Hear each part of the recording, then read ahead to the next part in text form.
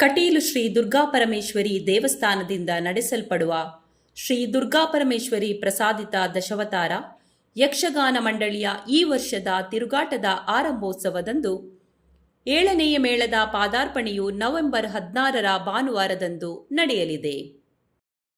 ಯಕ್ಷಗಾನವನ್ನು ನೋಡ್ಲಿಕ್ಕೆ ದೇವಸ್ಥಾನದ ಕವಾಟ ಬಂಧನ ಆದ್ಮೇಲೆ ದೇವರು ಹೋಗ್ತಾರೆ ಅನ್ನೋದು ಐತಿಹ್ಯ. ಹಾಗಾಗಿ ತಮ್ಮ ಮನೆಗೆ ದೇವರು ಬರಬೇಕು, ತಮ್ಮ ಮನೆಗೆ ದೇವರು ಬರಬೇಕು ಅನ್ನುವಂತಹ ಉದ್ದೇಶದಿಂದ ಎಲ್ಲರೂ ಯಕ್ಷಗಾನದ ಸೇವೆಯನ್ನು ಮಾಡಿಸ್ತಾರೆ. ಕಟೀಲಿನಲ್ಲಿ ಯಕ್ಷಗಾನ ಆಗಬೇಕಾದ್ರೂ ದೇವಸ್ಥಾನದ ರಕ್ತೇಶ್ವರಿ ಗುಡಿ ಹತ್ರ ಒಂದು ಅದಕ್ಕಾಗಿ ಪೀಠ ಇದೆ, ಅಲ್ಲಿ ಕೂತ್ಕೊಂಡು ದೇವರು ಯಕ್ಷಗಾನವನ್ನು ನೋಡ್ತಾರೆ ಅಂತ ಐತಿಹ್ಯ. ನಮ್ಮ ಜಾತ್ರೆಯ ಕೊನೆಯ ದಿನ, ಆ ದಿವಸ ಇಡೀ ದಿನ ದೇವಸ್ಥಾನಕ್ಕೆ ಕವಾಟ ಬಂಧನ ಆಗದೇ ಇರುವುದರಿಂದಾಗಿ ಆ ದಿವಸ ಯಕ್ಷಗಾನಕ್ಕೆ ರಜೆ. ಈ ಉದ್ದೇಶದಿಂದಾಗಿ ಅಷ್ಟು ಪ್ರಸಿದ್ಧವಾದಂತಹ ಯಕ್ಷಗಾನ 1975ರಲ್ಲಿ 2ನೇ ಮೇಳ ಆಗಿದೆ. ಇದನ್ನು ಮೊದಲು ಯಾವಾಗ ಆರಂಭ ಆಗಿದೆ ಗೊತ್ತಿಲ್ಲ. 82ಕ್ಕೆ 3ನೇ ಮೇಳ, 93ಕ್ಕೆ 4ನೇ ಮೇಳ, 2010ಕ್ಕೆ 5ನೇ ಮೇಳ ಮತ್ತು 2013ಕ್ಕೆ 6ನೇ ಮೇಳ ಆಗಿತ್ತು. ಭಕ್ತಾದಿಗಳು ತಮ್ಮ ಸೇವೆಯನ್ನು ಮಾಡಲಿಕ್ಕೆ ಕಾದಿರಿಸುವಂತಹ ಸಂಖ್ಯೆ ಹೆಚ್ಚಾಗ್ತಾ ಬಂದು ಕಾಯುವಂತಹ ವರ್ಷಗಳು ಹೆಚ್ಚಾಗುವಾಗ ಸ್ವಲ್ಪ ಆದ್ರೂ ನಾವು ವ್ಯತ್ಯಾಸ ಮಾಡಬೇಕು ಎನ್ನುವ ದೃಷ್ಟಿಯಿಂದಾಗಿ ಕಲಾವಿದರ ಲಭ್ಯತೆಯನ್ನು ಹುಡುಕ್ತಾ ಕೆಲವು ವರ್ಷಗಳಲ್ಲಿ ನಾವು ಮುಂದುವರೆದಿದ್ದೆವು.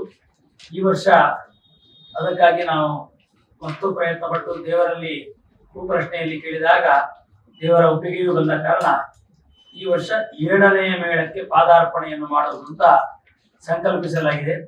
ಇದೇ ಬರುವ ನವೆಂಬರ್ 16ನೇ ತಾರೀಕಿಗೆ 7ನೇ ಮೇಳದ ಪಾದಾರ್ಪಣೆ ದೇವರು ನಡೆಯಲಿಕ್ಕಿದೆ. ಅದರಲ್ಲಿ ವಿಶೇಷವಾಗಿ ನಾಡಿದ್ದು ನವೆಂಬರ್ 15 ಶನಿವಾರ ದಿವಸ ದೇವಸ್ಥಾನದ ಈ ನಮ್ಮ ಯಕ್ಷಗಾನ ಮೇಳದ ಎಲ್ಲ ದೇವರು ಮತ್ತು ಬೆಳ್ಳಿ ಚಿನ್ನದ ಪರಿಕರಗಳು ಇದನ್ನೆಲ್ಲವನ್ನು ಪ್ರತ್ಯೇಕವಾದಂತಹ ಟ್ಯಾಬ್ಲೋದಲ್ಲಿ ಇರಿಸಿ ಎದುರಿನಲ್ಲಿ ಒಂದು ಕಟೀಲು ದೇವರ ಒಂದು ಫೋಟೋ ಇರತಕ್ಕಂತಹ ಒಂದು ಟ್ಯಾಬ್ಲೋವನ್ನು ಇರಿಸಿ ವೇದ ಘೋಷದೊಂದಿಗೆ ಅಲ್ಲಿಂದ ಬಳಿಪೆಯಿಂದ ಕಟೀಲಿನವರೆಗೆ ಮೆರವಣಿಗೆ ಬರಲಿಕ್ಕಿದೆ.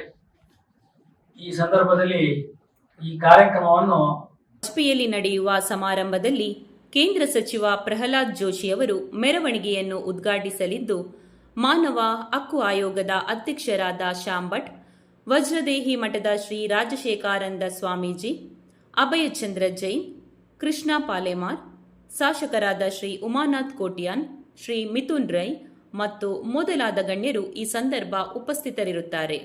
ಈ ಮೆರವಣಿಗೆಯಲ್ಲಿ ಬಹಳಷ್ಟು ಮಂದಿ ಪಾಲ್ಗೊಳ್ಳಿದ್ದಾರೆ. ಸುಮಾರು 3,000 ಜನರಷ್ಟು ತಂಡ ಕುಣಿತ ಭಜನೆ ಮತ್ತು ಭಜನೆಯಲ್ಲಿ ತೊಡಗಿಸಿಕೊಳ್ತಾ ಇದ್ದಾರೆ. ಒಂದಷ್ಟು ಜನ ಪೂರ್ಣಕುಂಭದಲ್ಲಿ ತಮ್ಮನ್ನು ತೊಡಗಿಸಿಕೊಳ್ತಾ ಇದ್ದಾರೆ.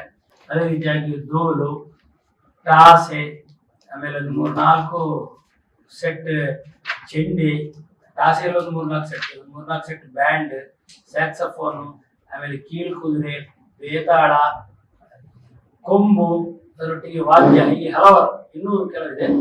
ಎಲ್ಲ ಒಂದು ವೈಭವಗಳಿಂದ ಎಕ್ಕಾರವರೆಗೆ ಕೊಡಬಡಿತಾ ದೇವಸ್ಥಾನದವರೆಗೆ ವಾಹನದಲ್ಲಿ ಬರ್ತೇವೆ. ಅಲ್ಲಿಂದ ಕಟೀಲಿನವರೆಗೆ ಪಾದ ಯಾತ್ರೆಯ ಮೂಲಕವಾಗಿ ಮೆರವಣಿಗೆಯನ್ನು ತಗೊಂಡು ಬರ್ತೇವೆ. ಕಟೀಲಿನಲ್ಲಿ ಬಂದು ಆ ಎಲ್ಲ ಸೊತ್ತುಗಳನ್ನು ದೇವರಿಗೆ ಅರ್ಪಿಸುವ ಮೂಲಕವಾಗಿ ಅದು ಕೊನೆಗೊಳ್ತದೆ. ಹಾಗೆ ಈ ಕಾರ್ಯಕ್ರಮಕ್ಕೆ ಸುಮಾರು 15ರಿಂದ 20,000 ಜನ ಸೇರುವಂತಹ ನಿರೀಕ್ಷೆಯನ್ನು ದೇವಸ್ಥಾನ ಎನಿಸಿಕೊಂಡಿದೆ. ಅದೇ ರೀತಿಯಾಗಿ 16ನೇ ತಾರೀಕು ಬೆಳಿಗ್ಗೆ 10:30 ಗಂಟೆಗೆ ಎಲ್ಲ ದೇವರ ಕಿರೀಟಕ್ಕೆ ಆವಾಹನೆ ಮಾಡಿ ವಿಶೇಷವಾಗಿ ಪೂಜೆ ಮಾಡಲಿಕ್ಕಾಗ್ತದೆ. ಅದೇ ದಿವಸ ಮಧ್ಯಾಹ್ನ 3 ಗಂಟೆಯ ಮೇಲೆ ತಾಳಮದ್ದಲೆ ಇಡುವುದು ಅಂತ ಅಲ್ಲಿಂದ ನಮ್ಮ ಗೆಜ್ಜೆ ಕಟ್ಟುವ ಪ್ರಕ್ರಿಯೆ ಆರಂಭ ಆಗ್ತದೆ. ಆಮೇಲೆ ವಿಶೇಷ ಪ್ರಸಾದ, ಮೇಳದ ಸಂಚಾಲಕರ ನಂತರ ಭಾಗವತರು, ಆಮೇಲೆ ಮದ್ಯಗಾರರು, ಆಮೇಲೆ ಹಾಸ್ಯಗಾರರು, ಪರಂಪರಾಗತವಾಗಿ ಬಂದ ಹಾಗೆ ಪ್ರಸಾದವನ್ನು ಕೊಟ್ಟ ಮೇಲೆ ಗೆಜ್ಜೆಯನ್ನು ದೇವರಿಂದ ಪ್ರಸಾದ ರೂಪವಾಗಿ ತೆಗೆದು ಎಲ್ಲ ಅಲ್ಲಿ ಬಂದಂತಹ ಕಲಾವಿದರಿಗೆ ಒಂದೊಂದು ಮೇಳದಲ್ಲಿ ಇಬ್ಬರಿಬ್ಬರು ಬರ್ತಾರೆ, ಅವರಿಗೆ ಕೊಟ್ಟು ಅದನ್ನು ಗೆಜ್ಜೆ ಕಟ್ಟುವಂತ ಕಾರ್ಯಕ್ರಮ ಇದೆ. ಎಲ್ಲ ಹಿಮ್ಮೇಳದ ಪರಿಕರಗಳನ್ನು ನಮ್ಮ ಅರ್ಚಕರು ಎತ್ತಿ ಕೊಡಬೇಕು. ಆ ಮೂಲಕವಾಗಿ ಗೆಜ್ಜೆ ಕಟ್ಟುವ ಪ್ರಕ್ರಿಯೆ ಅಂತ ಆರಂಭ ಆಗ್ತದೆ. 5 ಗಂಟೆಗೆ ಇದರ ಮುಹೂರ್ತ ಅಂತ ನಿರ್ಣಯ ಆಗಿದೆ. ಆಮೇಲೆ ದೇವರು ಹೊರ ಬಂದು ಚೌಕಿಯಲ್ಲಿ ದೇವರನ್ನು ಪ್ರತಿಷ್ಠಾಪಿಸಿದ ನಂತರ ಈ ಯಕ್ಷಗಾನದ ಉದ್ಘಾಟನಾ ಸಮಾರಂಭ ಅಂತ ನಡೀಲಿಕ್ಕಿದೆ. ಪರಮ ಪೂಜ್ಯ ಬಲಿಮಾರು ಮಠಾಧೀಶರಾದಂತಹ ವಿದ್ಯಾಧೀಶ ತೀರ್ಥ ಶ್ರೀಪಾದಂಗಳವರು ನಮ್ಮೊಟ್ಟಿಗೆ ಆಶೀರ್ವಚನ ಮಾಡಲಿಕ್ಕಿದ್ದಾರೆ. ಸಾರಿಗೆ ಮತ್ತು ಮುಜರಾಯಿ ಮಂತ್ರಿಗಳಾದಂತಹ ರಾಮಲಿಂಗಾರೆಡ್ಡಿಯವರು ಇದನ್ನು ಉದ್ಘಾಟನೆ ಮಾಡಲಿಕ್ಕಿದ್ದಾರೆ. ಕನ್ನಡ ಮತ್ತು ಸಂಸ್ಕೃತಿ ಇಲಾಖೆ ಸಚಿವರಾದಂತಹ ಶಿವರಾಜ ದಂಗಡಗಿ, ಆಮೇಲೆ ಜಿಲ್ಲಾ ಉಸ್ತುವಾರಿ ಸಚಿವರಾದಂತಹ ದಿನೇಶ್ ಗುಂಡೂರಾವ್, ಅದರೊಂದಿಗೆ ಮಾಜಿ ಸಚಿವರಾದಂತಹ ರಮಾನಾಥ್ ರೈ ಮತ್ತು ಅಭಯ್ ಚಂದ್ರ ಜೈನ್, ಅದರೊಟ್ಟಿಗೆ ಎಲ್ಲ ಸ್ಥಳೀಯ ಶಾಸಕರು, ಸ್ಥಳೀಯ ಸಂಸದರು ಮತ್ತು ಸ್ಥಳೀಯ ಎಲ್ಲ MLCಗಳು ಸೇರ್ಲಿಕ್ಕಿದ್ದಾರೆ. ವೀರಪ್ಪ ಮೊಯ್ಲಿಯವರು ಇದರ ಅಧ್ಯಕ್ಷತೆಯನ್ನು ವಹಿಸಿಕೊಳ್ಳಿಕ್ಕಿದ್ದಾರೆ.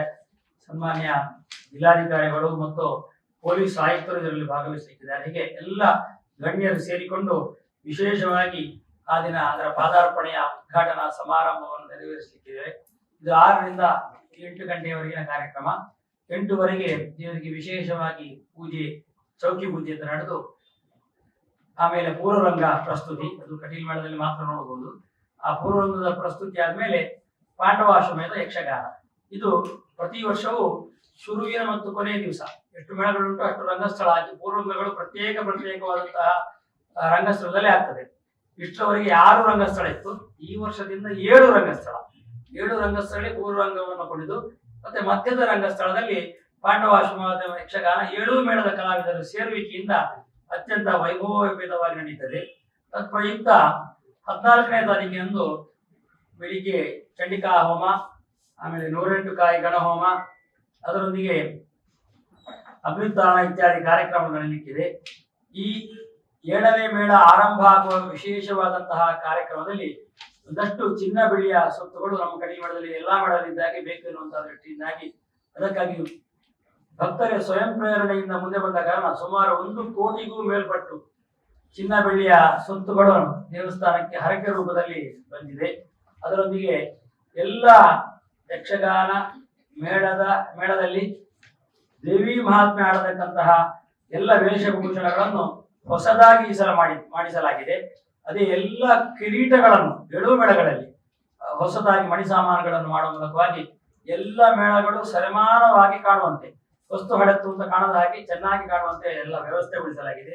ಅದರಿಂದ ಈ ಕಾರ್ಯಕ್ರಮದಲ್ಲಿ ಎಲ್ಲರೂ ತಮ್ಮನ್ನು ತೊಡಗಿಸಿಕೊಳ್ಬೇಕು. ಯಾಕಂದ್ರೆ ಕಟೀಲ್ ದೇವರು ಹೇಳಿದ್ರೆ ಆಟ, ಊಟ, ಪಾಠ ಈ 3ಕ್ಕೆ ಪ್ರಸಿದ್ಧ ಅಂತ. ಆಟ ಹೇಳಿದ್ರೆ ಯಕ್ಷಗಾನ, ಊಟ ಹೇಳಿದ್ರೆ ಅನ್ನದಾನ, ಪಾಠ ಹೇಳಿದ್ರೆ ನಮ್ಮಲ್ಲಿ 1ನೇ ತರಗತಿಯಿಂದ ಸಂಶೋಧನಾ ಕೇಂದ್ರವರೆಗೆ ಇರತಕ್ಕಂತಹ ವಿದ್ಯಾಸಂಸ್ಥೆಗಳು. ಈ 3ರಲ್ಲಿಯೂ ಅತ್ಯಂತ ಪ್ರಸಿದ್ಧವಾದದ್ದು ಕಟೀಲು ದೇವಸ್ಥಾನ. ಹಾಗಾಗಿ ಈ ಆಟದ ಒಂದು ಕಾರ್ಯಕ್ರಮಕ್ಕೆ ಎಲ್ಲರೂ ಬಂದು ವಿಶೇಷವಾಗಿ ದೇವರ ಸೇವೆ ನೋಡಬೇಕು. ಕಟೀಲು ದೇವಸ್ಥಾನದ ವೈಶಿಷ್ಟ್ಯ ಹೇಳಿದ್ರೆ ಆಟ ಆಡಿಸುವುದು ಹರಕೆ, ಆಟ ನೋಡುವುದು ಹರಕೆ. ಹಾಗಾಗಿ ಆಡಿಸ್ಲಿಕ್ಕೂ ಒಂದಷ್ಟು ಜನ ಬರ್ತಾರೆ, ಒಂದಷ್ಟು ಜನ ನಾನು ಇಷ್ಟು ಆಟ ನೋಡ್ತೇನೆ, ಇಷ್ಟು ದೇವಿ ಮಾತು ನೋಡ್ತೇನೆ ಅಂತ ಹರಕೆ ಹೇಳುವವರು ಇದ್ದಾರೆ. ಹಾಗೆ ನಾಡಿನ ದಿವಸ ಬಂದು ದೇವರ ಹರಕೆಯನ್ನು ತೀರಿಸಿಕೊಳ್ಬೇಕು. ವಿಶೇಷವಾಗಿ ಮೆರವಣಿಗೆಗೂ ತಮ್ಮನ್ನು ತೊಡಗಿಸಿಕೊಳ್ಬೇಕು. ಕಟೀಲು ದೇವಸ್ಥಾನ ಹೇಳಿದ್ರೆ ಅದು ಭಕ್ತರ ಸೊತ್ತು. ಹಾಗಾಗಿ ಭಕ್ತಾದಿಗಳು ಹೆಚ್ಚು ಬಂದಷ್ಟು ತಾಯಿಗೆ ಅತ್ಯಂತ ಸಂತೋಷ, ಆವಾಗ ಅವರ ಅನುಗ್ರಹವೂ ಹೆಚ್ಚು. ಹಾಗಾಗಿ ಎಲ್ಲ ಭಕ್ತರು ಬರಬೇಕು, ಬಂದು ಈ ಕಾರ್ಯಕ್ರಮವನ್ನು ಚೆಂದ ಕಾಣಿಸಿಕೊಡಬೇಕು. ಆ ಮೂಲಕವಾಗಿ ಈ ಕಾರ್ಯಕ್ರಮಕ್ಕೆ ಮೆರುಗನ್ನು ಕೊಡಬೇಕು ಅಂತ ಈ ಪತ್ರಿಕಾಗೋಷ್ಠಿಯ ಮೂಲಕವಾಗಿ ನಾನು ತಿಳಿಸಬಯಸ್ತೇನೆ. ಇಂದಿನ ಪತ್ರಿಕಾಗೋಷ್ಠಿಯಲ್ಲಿ ಸನತ್ ಕುಮಾರ್ ಶೆಟ್ಟಿ ಅಧ್ಯಕ್ಷರು, ವಸುದೇವ ಅಸ್ರಣ್ಣ, ಲಕ್ಷ್ಮೀನಾರಾಯಣ್ ಅಸ್ರಣ್ಣ, ಅನಂತ ಪದ್ಮನಾಭ ಅಸ್ರಣ್ಣ, ಬಿಪಿನ್ ಚಂದ್ರ ಶೆಟ್ಟಿ, ಶ್ರೀ ಹರಿನಾರಾಯಣ ದಾಸ್ ಅಸ್ರಣ್ಣ, ಕಲ್ಲಾಡಿ ದೇವಿಪ್ರಸಾದ್ ಶೆಟ್ಟಿ ಉಪಸ್ಥಿತರಿದ್ದರು.